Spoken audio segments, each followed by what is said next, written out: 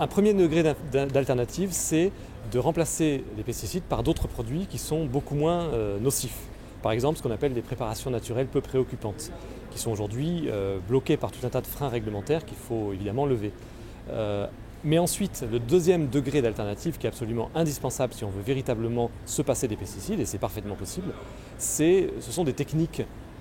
plus globales, c'est-à-dire qu'il faut repenser l'agronomie, il faut repenser le système agricole avec des techniques préventives d'organisation du système. Et la plus aboutie de ces techniques, bien entendu, c'est l'agriculture biologique. On peut dire que l'agriculture biologique, c'est une synthèse des alternatives aux pesticides, et des agriculteurs qui ne sont pas encore prêts à passer en agriculture biologique peuvent déjà mettre en œuvre certaines pratiques, comme la rotation des cultures, heureusement pas mal d'agriculteurs le font, mais pas assez pour se passer des pesticides, comme la réintroduction d'éléments d'écosystèmes, des haies, des bandes enherbées, qui par exemple permettent d'éviter d'avoir à traiter les semences,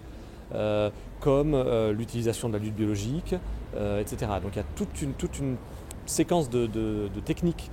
qui peuvent être utilisées séparément, mais bien entendu la plus efficace c'est de les utiliser tout ensemble, et à ce moment-là on n'a plus du tout besoin des pesticides et on peut très bien produire de grandes quantités, on peut avoir de très très gros rendements sans pesticides, comme le démontre très bien l'agriculture biologique partout dans le monde.